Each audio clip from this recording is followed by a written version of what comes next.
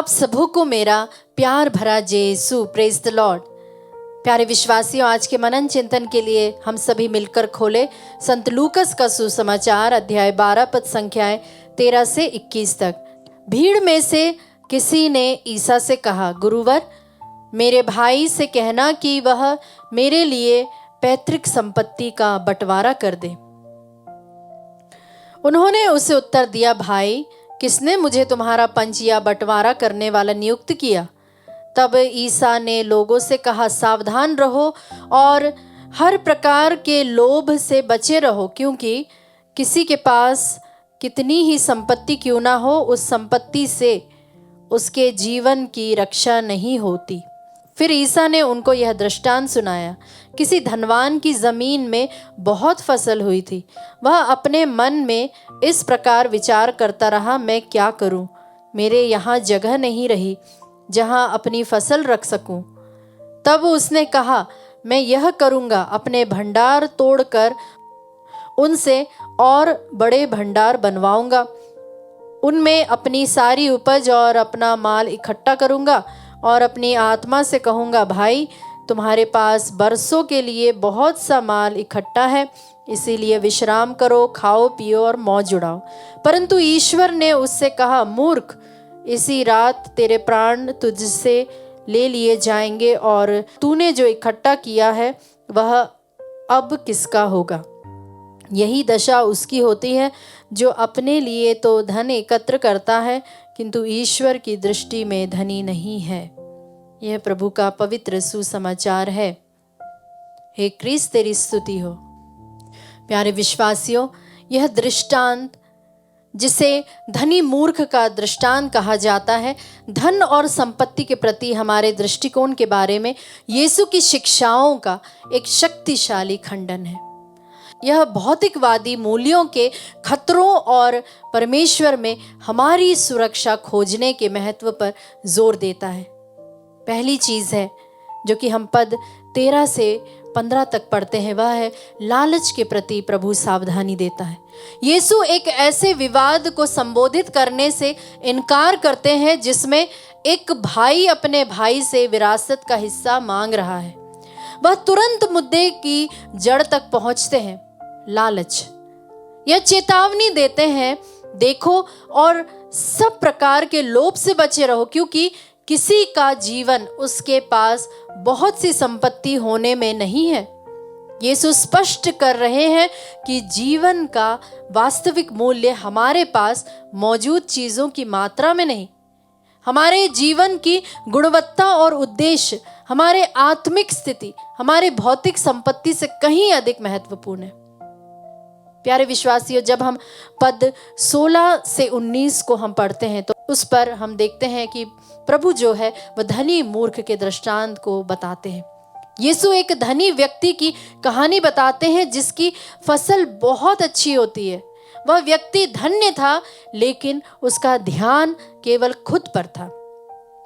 उसके मन में एक ही विचार आता है, मैं क्या करूं, क्योंकि मेरे पास अपनी उपज रखने के लिए कोई जगह नहीं है।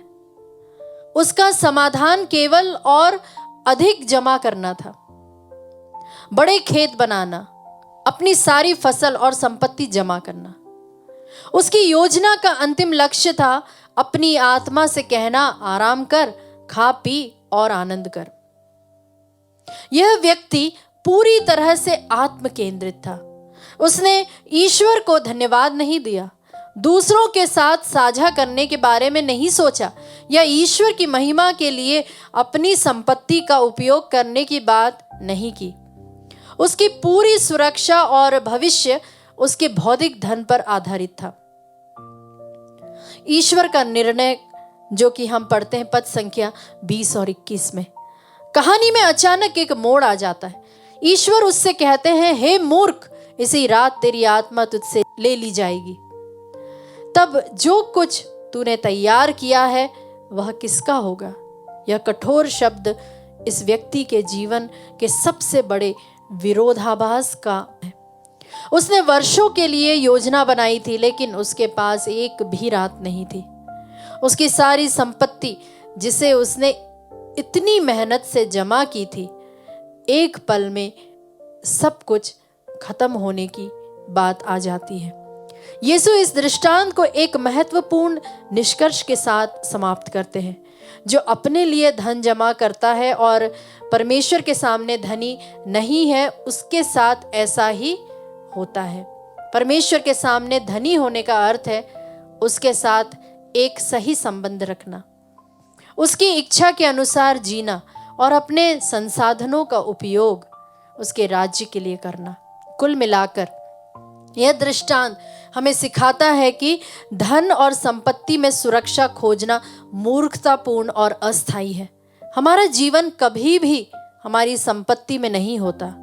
वास्तविक और स्थायी धन ईश्वर के साथ हमारे रिश्ते में पाया जाता है और हमारे संसाधनों को उसकी महिमा और दूसरों के भले के लिए उपयोग करने में होना चाहिए।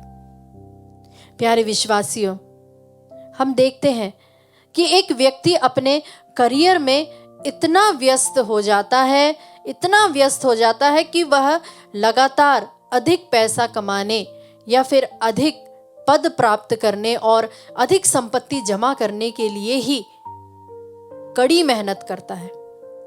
वह परिवार, दोस्तों, अपने स्वास्थ्य और परमेश्वर के साथ अपने रिश्ते की उपेक्षा करता है। वह सोचता है कि जब मैं रिटायर हो जाऊंगा तो मैं आराम करूंगा और जीवन का आनंद उठाऊंगा।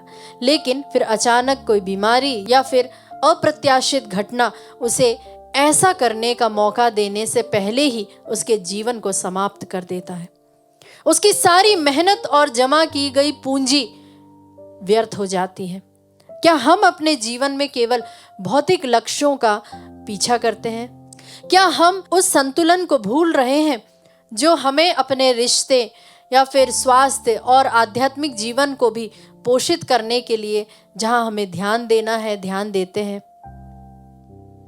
आज की दुनिया में हम लगातार अधिक खरीदने और जमा करने के लिए प्रेरित होते हैं।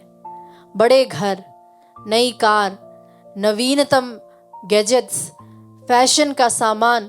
हम सोचते हैं कि ये चीज़ें हमें खुशी या फिर सुरक्षा देगी, लेकिन अक्सर ये चीज़ें केवल अधिक चिंता और ऋण का कारण बनती जाती है और हमें स्थायी संतुष्टि नहीं देती है।